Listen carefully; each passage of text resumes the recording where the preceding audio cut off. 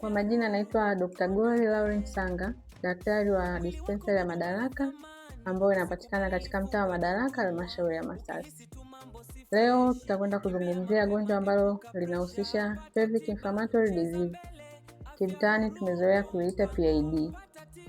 PID ni nini? Tutaenda kujua PID ni nini, inasababishwa na nini, watu gani ambao watakuwa kwenye hatari zaidi ya kupata, namna inavyopatikana au kuambukizwa, lakini pia jinsi ya kutibu, kujua zile dalili, mtu anakuwa anaona kitu gani ili ajue kwamba ana PID.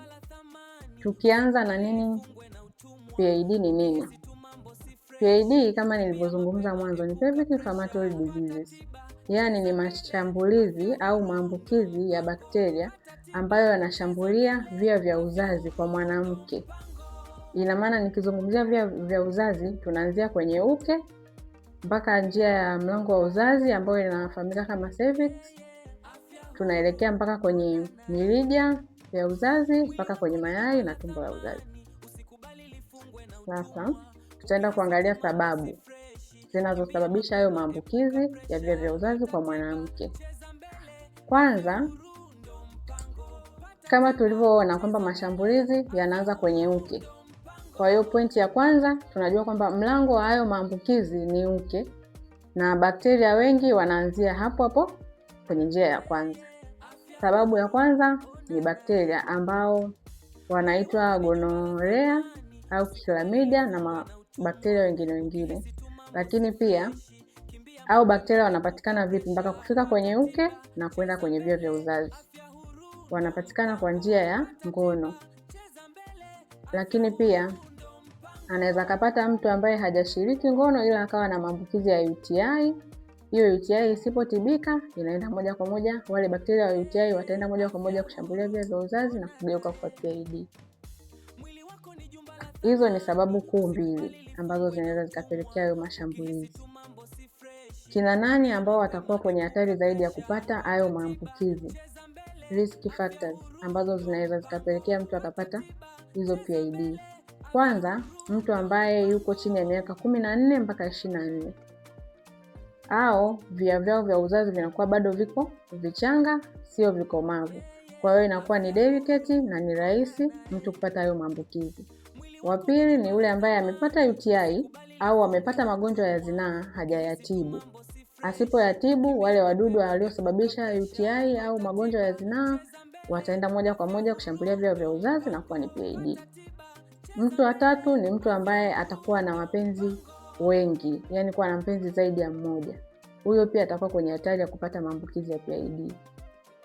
Mwingine pia mtu ambaye atakuwa amefanyiwa medical procedure, mfano kama kufanyiwa abortion, kutolewa mimba. Kitendo cha kutolewa mimba moja kwa moja kitaenda kufungua njia ya uzazi.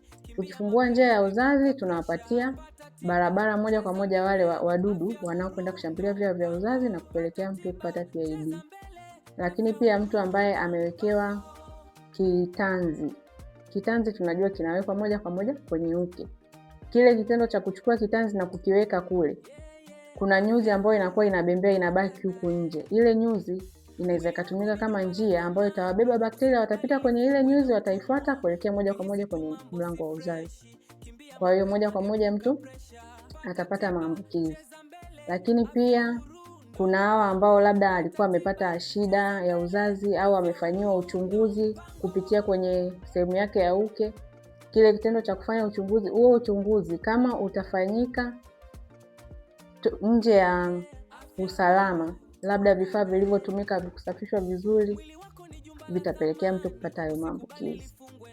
Lakini pia zipo sababu nyingine nyingi ila chache na ambazo ni common ni hizo. Tunaenda pia kuangalia dalili, mtu atajisikia vipi ili kujijua kwamba yeye ana maambukizi au ana mashambulizi hayo ya pelvic inflammatory diseases.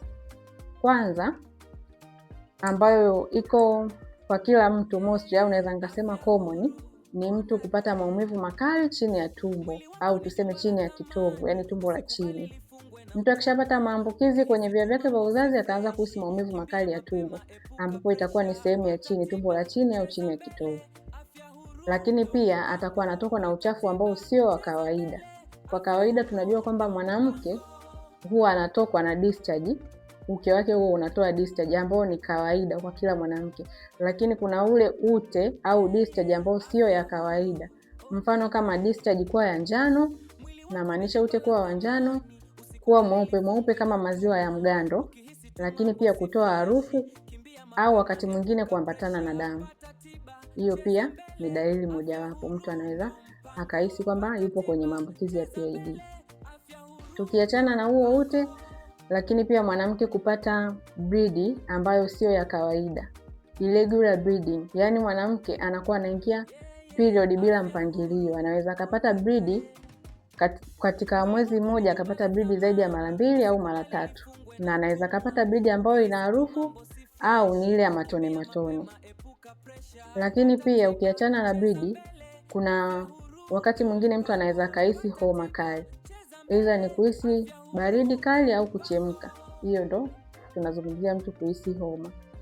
Ukiachana na homa, pia zipo dalili nyingine nyingi, ila ambazo wengi wanakutana nazo au tumezoea kuzitamka ni hizo ambazo nimezisema. Tukiachana na dalili za mtu kujijua kwamba mimi nina PID, kitu kingine, kwanza kwenye hizo dalili, kuna dalili ambayo nimelisahau kuitamka, ambayo ni very important mtu kuijua. Ni mtu kupata maumivu wakati wa tendo, yani muda wa kujamiana au baada ya kujamiana, atakuwa anapata maumivu makali ya tumbo. Hiyo pia ni dalili mojawapo. Tukienda kuzungumzia namna ya kuzuia, au tuanze na vipimo. Vipimo gani vinaweza vikatumika ili mtu kujijua au kuhakikisha kwamba huyu mtu kweli ana PID? Vipo vipimo vingi. Tukianza kwanza, lazima tutaanza na kipimo cha mkojo, kuangalia kweli kwenye njia yake ya mkojo kuna maambukizi, na kama tulivyojua, mtu asipotibiwa UTI, vile vijidudu vinavyosababisha UTI vitaenda kushambulia via vya uzazi. Kwa hiyo tutapima mkojo, lakini pia yule mtu ambaye ameanza kutoka na ile discharge au ule ute ambao sio wa kawaida, tutatumia ule ute kuupima. Lakini pia tunaweza tukapima kwa kutumia ultrasound au tumezoea kusema ultrasound. Tukitumia ultrasound itaweza kutuonyesha mpaka stage ambayo mtu ameipata, kama hiyo PID yake imeshaanza kushambulia kwenye mayai au kwenye mirija au imeshaanza kupelekea madhara. Pia ultrasound inaweza ikaonyesha kwa urahisi zaidi na kwa uhakika. Lakini pia tunaweza tukafanya kacha, ina maana mtu atatolewa damu, itaenda itapimwa kuangalia kama kuna hao wadudu ambao wanaweza wakasababisha PID. Tukiachana na vipimo, tunakuja kuangalia namna ya kujikinga. Nitakuja kuzungumzia matibabu, lakini kwanza tujue namna ya kujikinga ili mtu asipate PID. Kwanza kabisa, mtu ajiwekee mazoea ya kupima mara kwa mara, kuhakikisha kwamba hana UTI wala hana magonjwa ya ngono. Lakini pia mtu anatakiwa kujiepusha na kuwa na wapenzi zaidi ya mmoja. Hiyo itamweka salama zaidi. Au namna nyingine ya kujikinga ni mtu kuwa msafi, kwa sababu tunajua PID wanapitia kwenye uke. Kwa hiyo mwanamke anatakiwa awe msafi, awe anavaa nguo zake za ndani safi, na wakati wa kujisafisha pia au kujitawaza awe msafi, na kuna namna ya kujitawaza ili kujiepusha, kwa sababu maumbile yetu au mwili wa mwanadamu, kila katika sehemu tofauti tofauti kuna bakteria ambao ni wa kawaida wanakuwepo katika kulilinda eneo fulani. Tukizungumzia mfano wa uke na sehemu ya haja kubwa. Sehemu ya haja kubwa kuna bakteria wake ambao wapo wanalinda ile sehemu, na kwenye uke pia kuna bakteria ambao ni wazuri wanakaa pale kwa ajili ya kuulinda uke. Ukichukua bakteria wa kwenye haja kubwa ukawapeleka kwenye uke, wale wanaenda kuwa bakteria wabaya, kwa sababu umepeleka sehemu ambayo sio ya kwake.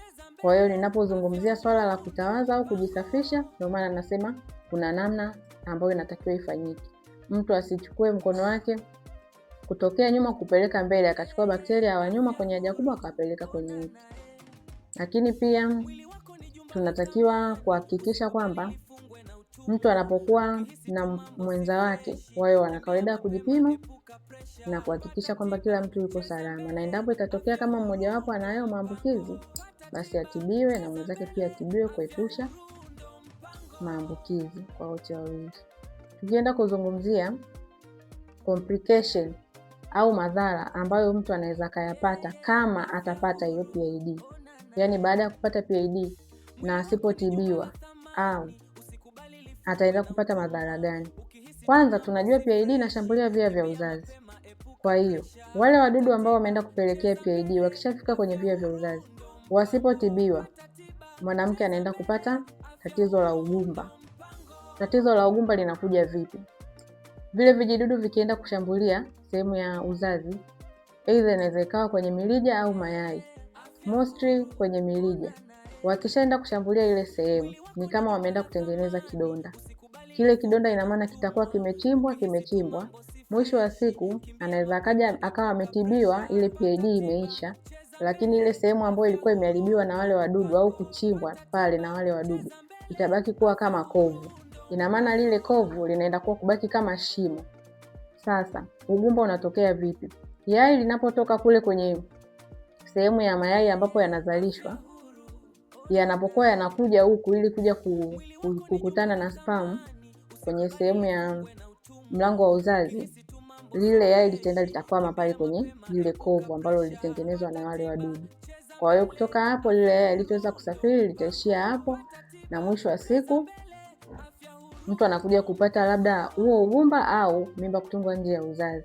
Ina maana sperm itatoka huko inakotoka, itakuja kulikuta yai pale sehemu ambayo sio sahihi yai kufanywa fertilization.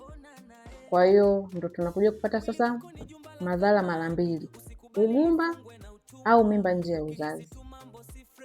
Lakini pia madhara mengine, mtu anaweza kawa ameathirika kisaikolojia kwamba nimepata hii shida na nimepata hiyo discharge inatoa harufu na nini, mtu hawezi kuwa comfortable.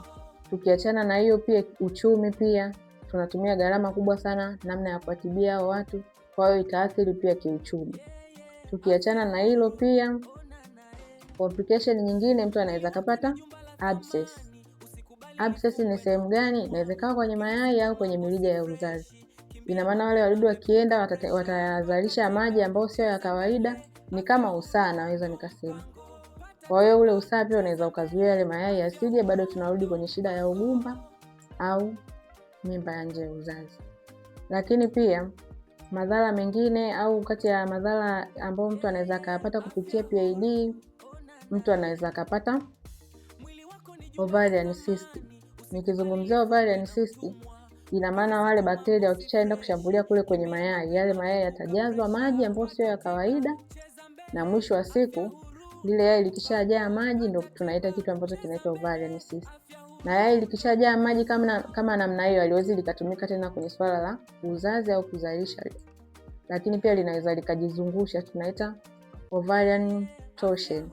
Ina maana yai likishajaa maji, ule mrija wake ulioshikilia yai unajinyonga. Ukishajinyonga ndio tunakuja kupata mwanamke anapata maumivu makali sana ya tumbo, na mwisho wa siku itatakiwa kufanywa operation ili kuondoa hilo yai. Kwa hiyo hayo ni baadhi ya madhara ambayo mtu anaweza kuyapata kama atapata hiyo PID na hatotibiwa. Haya, tukirudi kwenye swala la matibabu, PID inatibika, na ushauri, mtu anatakiwa apime mara kwa mara na apate matibabu kwa wakati ili kujiepusha na hayo madhara ambayo nimetoka kuyazungumzia huko nyuma. PID inatibika kwa madawa haya ya kawaida, vidonge au sindano. Itategemeana na stage ambayo utakuwa nayo. Kwa hiyo nawashauri watu wawe wanatibiwa kwa wakati ili kujiepusha na hayo madhara. Asante sana kwa muda wenu, lakini pia nawakaribisha katika dispensary yetu ya Madaraka kwa ajili ya ushauri zaidi, kwa ajili ya kujifunza. Ushauri unatolewa bure, lakini pia kama utakutwa na hayo matatizo tunapima, tunatoa ushauri na matibabu. Tunawakaribisha sana katika dispensary yetu ya Madaraka. Afya Huru ndo mpango, pata tiba, cheza mbele. Afya Huru ndo mpango.